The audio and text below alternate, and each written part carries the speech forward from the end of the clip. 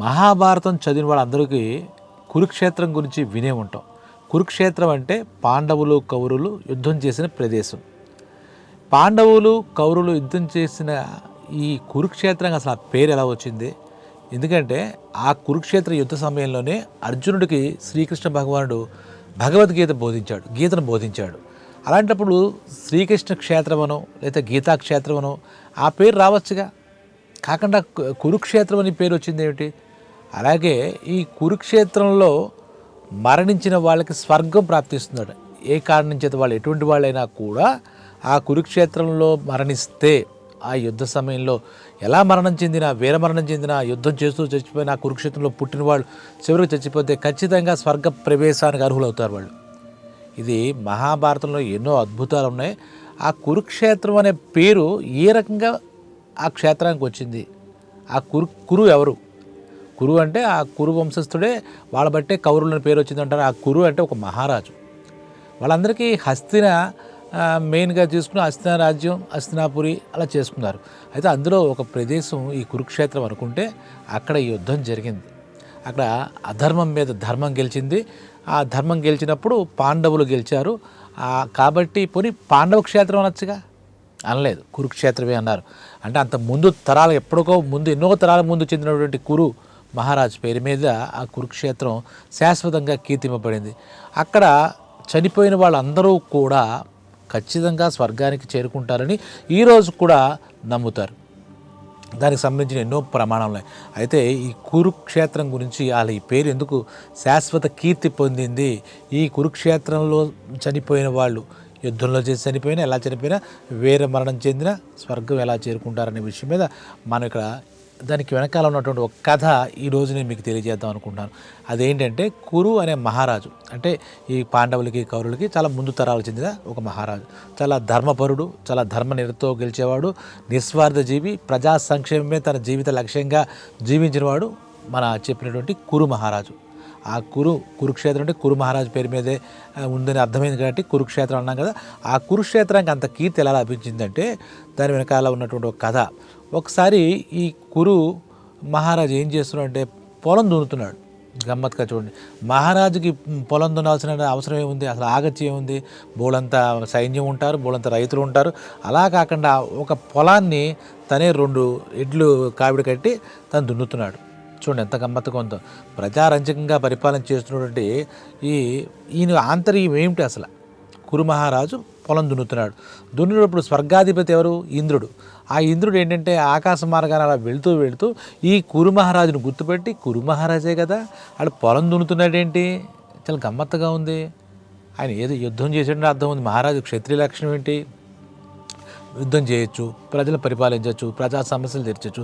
అది ఇది కాకుండా ఒక రైతులాగా ఈ పొలం దున్నుతున్నాడు ఏమిటి? దీని వెనకాల ఏదో ఉంటుంది, అదేదో కనుక్కుందాం అని చెప్పి ఆకాశ మార్గాన్ని వెళ్తున్నటువంటి ఇంద్రుడు ఆ కిందకు వచ్చాడు. అక్కడ ఆ సమయంలో పొలం దున్నుతున్నాడు. ఆపి ఎవరో గుర్తుపట్టావా? నేను స్వర్గాధిపతిని, ఇంద్రుడిని అన్నాడు. నమస్కారం అన్నాడు. ఈ కురు మహారాజు వెంటనే నమస్కారం అన్నాడు. అయిన తర్వాత నేను గుర్తుపట్టాలే, నువ్వు ఈ కురు మహారాజు కదా, అదేమిటి ఈ రాజ్యాన్ని పరిపాలించడం మానేసేసి ఈ పొలం దున్నుతున్నావు? నీకు ఇదేం కర్మయ్యా? నీకు ఎవరికైనా అప్పచెప్తే నీకు ఎంతమంది ఉన్నారు? ఈ దేశ ప్రజలందరూ నీ ఆధీనంలోనే ఉంటారు కదా, ఎవరో ఒక సామాన్య రైతులా చేసే పని నువ్వు దున్నుతున్నావు ఎందుకు అని అడిగాడు. అనేసరికి అయ్యా నేను చెప్తాను వినండి, దీని వెనకాల నా స్వార్థం ఉంది అన్నాడు. ఏమిటి నీ స్వార్థం అన్నాడు. ఈ భూమిని ఇంతకు ముందు పరశురాముడు మనకి సమంతక పంచకం అని చెప్పి దాంతో పవిత్రం చేసినటువంటి ఇది ఒక పవిత్ర భూమి, శుద్ధి చేసిన పవిత్ర భూమి. ఎవరు? పరశురాముడు సమంతక పంచకం అనే దానితో ఈ భూమిని అంతటినీ ఇప్పుడు నేను దున్నుతున్న ఈ భాగాన్ని అంతటినీ దీన్ని శుద్ధి చేశారు. దీంట్లో నేను చేయడం వల్ల నాకు చిన్న ఆశ ఉంది, ఈ పవిత్ర భూమి పవిత్రంగా ఉండిపోవాలి. అయితే నా వెనకాల ఏంటంటే నేను ఇప్పుడు దున్నుతున్న ఈ భాగం అంతా, అంటే ఒక గ్రామం అనుకుందాం సపోజ్, ఇక్కడ పుట్టిన వాళ్ళందరూ కూడా, ఈ ప్రదేశంలో పుట్టిన వాళ్ళందరూ, ఎందుకు? పరశురాముడు సమంతక పంచకంతో శుద్ధి చేసిన ఈ భూమిలో పుట్టిన ప్రతి ఒక్కడికి కూడా స్వర్గప్రవేశం కలగాలని నా ఆకాంక్ష. నా రాజ్యంలో అందరూ అక్కలే, మొత్తం అది చాలా పెద్ద రాజ్యం, అందరూ అక్కలే. కానీ ఈ ప్రదేశంలో జన్మించిన వాళ్ళు, ఈ జనన ప్రదేశంగా ఈ ప్రదేశం కలిగిన వాళ్ళు స్వర్గానికి అర్హులు అవ్వాలి. ఎందుకంటే దీనికి ఆల్రెడీ పరశురాముడికి ఒక పవిత్రత కలిగించాడు కాబట్టి నాకు ఆ కోరికతో నేను చేస్తున్నాను అన్నాడు. వెంటనే ఇంద్రుడికి కోపం వచ్చింది. ఎందుకంటే స్వర్గాధిపతి ఆయనే కదా, ఏనా నీకైనా అంతా చూస్తే నువ్వు అంత విజ్ఞుల్లా ఉన్నావు, అన్నీ చదువుకున్నవాడు ఉంటావు, శాస్త్రాలు, స్వర్గప్రవేశం ఎవరికి కలుగుతుంది నీకు తెలియదా? పాప పుణ్యాల ప్రాతిపదికను మాత్రమే పుణ్యం చేసుకున్న వాళ్ళకి స్వర్గప్రవేశ అర్హత ఉంటుంది. ఈ ప్రదేశంలో పుట్టినంత మాత్రాన స్వర్గప్రవేశ అర్హత కావాలంటే ఎలా కుదురుతుంది? అసలు మతుండే మాట్లాడుతున్నావు, అవ్వడానికి నువ్వు మహారాజు అంటున్నావు. ఎవరైతే పాపపుణ్యాల ప్రాతిపదిక చూసుకుని స్వర్గమా వాడికి పరిస్థితి, నరకమా, అలాగే వాడు చేసుకున్న కర్మలు బట్టి కూడా స్వర్గ ప్రవేశార్హత కలుగుతుంది. ఈ మాత్రం చిన్న విషయాన్ని ఎలా మర్చిపోయావని చెప్పేసి ఇంద్రుడికి కొంచెం కోపం వచ్చింది, ఆగ్రహుడు. ఎందుకంటే ఈ ప్రదేశంలో పుట్టిన వాళ్ళకి ఇచ్చేస్తే ఎలా కుదురుతుంది స్వర్గ ప్రవేశం? వాడికి కర్మకర్మలతో పాపుణ్యాలతో సంబంధం లేదా అని ఆయన గట్టిగా రెట్టించాడు. అప్పుడు ఈయనకు కూడా కొంచెం ఎవరికి కురు మహారాజు కూడా ఆయన మాటల మీద కోపం వచ్చింది. మీరు నా పని ఆపి అడిగారు కాబట్టి, నువ్వేం చేసినావు అడిగారు కాబట్టి చెప్పాను. మీరు స్వర్గానికి అధిపతి అయితే ఏంటి, మరొకటి ఏంటి, మీరు అడిగారు కాబట్టి నేను చెప్పాను. అలా కాదంటే మీరెవరు? అలా అంటే అక్కడ జన్మిస్తే చాలు దేవతలకు ఎలా వచ్చింది స్వర్గ ప్రవేశ అర్హత? వాళ్ళ జన్మను బట్టే కదా వచ్చేసింది. వాళ్ళు ఏదైనా పుణ్యం చేసుకుని పుట్టారా? మరి ఈ మానవులకి ఏమిటి ఈ రూల్ పెట్టావు? దేవతలకేమో అక్కడ జన్మను బట్టి డైరెక్ట్గా ప్రవేశం ఇచ్చేసావు. వాళ్ళకి ఇంకా జన్మ అంతా నీకు స్వర్గంలో దేవతల్లా చలామణి అవుతుంటారు. ఇక్కడ మటుకు మాకు ఎందుకు కలగకూడదని చెప్పేసి ఈయన కూడా కొంచెం తీవ్రమైన స్వరంతోనే ఇంద్రుడికి బదిలిచ్చేసి సరే మీ పని మీరు చూసుకుని ఏం జరిగితే అది జరుగుతుందిలే అని చెప్పేసి ఇంకా ఆయనతో ఇంద్రుడితో మాట్లాడడానికి ఇష్టపడకుండా కురుమహారాజు తన పొలం తను దున్నుకోవడం మొదలెట్టాడు. ఇంకా తను లెక్క చేయలే. వెంటనే కోపం వచ్చి ఏం చేయాలి, దీన్ని వీడిని ఎలాగోలక నిలువరించాలి, ఆపాలి అని చెప్పేసి వెంటనే తిరిగి స్వర్గానికి వెళ్ళిపోయాడు ఇంద్రుడు. అసలు అది కుదరని పని. అక్కడ ఆ ప్రదేశంలో పుట్టిన వెంటనే ఎలా ఇచ్చేస్తారు ప్రదేశం స్వర్గ ప్రవేశాలత? ఇంకా ఆయన కురుగుడు పడలేదు. వెంటనే స్వర్గంలోకి వెళ్ళాడు. అందరినీ పెద్దలందరినీ అక్కడ సభ పెట్టేశాడు. వెంటనే సభ అత్యవసర సభలా పెట్టాడు. ఎమర్జెన్సీ మీటింగ్ పెట్టి అందరూ కూర్చున్నాడు. దేవతల గురు బృహస్పతి, శుక్రుడు మొత్తం అందరినీ పిలిచాడు. పెద్ద వాళ్ళందరినీ కూడా ఆల్ కమిటీ మీటింగ్ లాగా ఏదో పెట్టాడు, ఆల్ పార్టీ మీటింగ్ లాగా పెట్టిన వెంటనే వచ్చిన తర్వాత కింద నేను ఇంతకుముందే వెళ్ళి చూసి వచ్చాను. అక్కడ ఈ కురు మహారాజు చేస్తున్న పని చూస్తే ఇది పొలం దున్నుతున్నాడు. ఏమిటంటే సమంతక పంచకంతో పరశురాముడు దీన్ని శుద్ధి చేశాడు, పవిత్ర కలిగింది కాబట్టి ఇక్కడ చేస్తాను. నా కోరిక ఏంటంటే నిస్వార్థంగా కోరుకున్న ఒకటే, ఇక్కడ పుట్టిన ప్రజలందరూ కూడా, ఈ ప్రదేశంలో పుట్టిన ప్రజలందరూ కూడా స్వర్గానికి వెళ్ళాలి అని పెట్టాడు. పుట్టిన వాళ్ళు ఎలా వెళ్ళిపోతారు? చాలామంది పుడతారు ఆ ప్రదేశంలో. ఇది తప్పు కదా, ఇది ఏంటి లేక అని చెప్పేసి వాడు అక్కడ పెట్టాడు. ఆ సమస్యలు ఎవరినెత్తాడు అంటే అక్కడ మిగిలిన వాళ్ళంతా కూడా, మిగిలిన వచ్చిన పెద్దలందరూ ముక్త కంఠంతో అలా ఏం కుదరదు, ఇది చాలా తప్పు, ఇది అలా ఎలా కుదురుతుంది, ఆయన స్వార్థంగా చేసినా, చిత్తశుద్ధితో చేసినా, ప్రజల సంక్షేమం కోసం చేసినా, అక్కడ జన్మించిన వాళ్ళందరికీ స్వర్గార్హత ఇవ్వకూడదు, దానికి ఒప్పుకోదు శాస్త్రం అన్నట్టుగా వాళ్ళందరూ బృహస్పతితో సహా అందరూ అన్నారు. అని ఒక పని చెయ్యి, ఇక్కడ పుట్టిన వాళ్ళంతా ఉండడం కాదు, అక్కడ ఒక మాట చెప్పు, ఎవరికైనా మరణించిన తర్వాతే కదా స్వర్గ ప్రవేశం వస్తుంది. కురు మహారాజుని నువ్వు కొంచెం అనునయించి వాడికి వివరంగా చెప్పి, ఇప్పుడు ఏదైతే దున్నాడో ఈ కురు మహారాజు, ఈ ప్రాంతంలో పుట్టిన వాళ్ళందరికీ స్వర్గ ప్రవేశార్హత ఇవ్వడం కుదరదు. అయితే ఇక్కడ మరణించిన వాళ్ళకి మటుకు నువ్వు చిత్తశుద్ధితో ప్రజా సంక్షేమం కోరి, నీ స్వార్థం లేకుండా ఇంకోటి కాకుండా ఇక్కడ ఈ క్షేత్రాన్ని అభివృద్ధి చేసావు కాబట్టి ఇక్కడ మరణించిన వాళ్ళకి మాత్రం స్వర్గ ప్రవేశ అర్హత ఇస్తానని చెప్పు. అప్పుడు ఆయన ఏమంటాడు చూద్దు.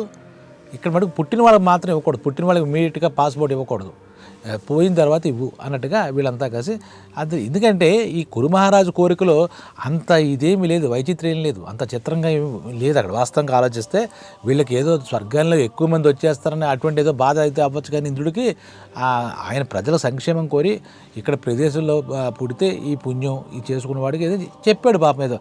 వెంటనే ఇంద్రుడు కూడా కొంచెం ఆలోచించి పెద్దలంతా చెప్పారు, నువ్వు అలా అడ్డుకోకు, స్వర్గప్రవేశం కావాలంటే ఇక్కడ ఆయన ఏదైతే కురు మహారాజు దున్నిన ప్రాంతం ఉందో ఆ ప్రాంతంలో పుట్టిన వాళ్ళకి ఇవ్వడం కుదరదు, మరణించిన తర్వాత అప్పుడు కూడా మరణించిన తర్వాత పాపుణ్యాలను బట్టి ఇస్తామన్నట్టుగా చెప్పు. అయితే కురుక్షేత్రంలో పుట్టి మరణించిన వాళ్ళ మటుకు మనం ఇద్దాము స్వర్గప్రవేశార్హత. అక్కడ పుట్టడం అంటే మరణించిన వాళ్ళకి, వాళ్ళు ఎక్కడి నుంచైనా వచ్చి కురుక్షేత్రం రావచ్చు, అక్కడే పుట్టాలని ఏమీ లేదు.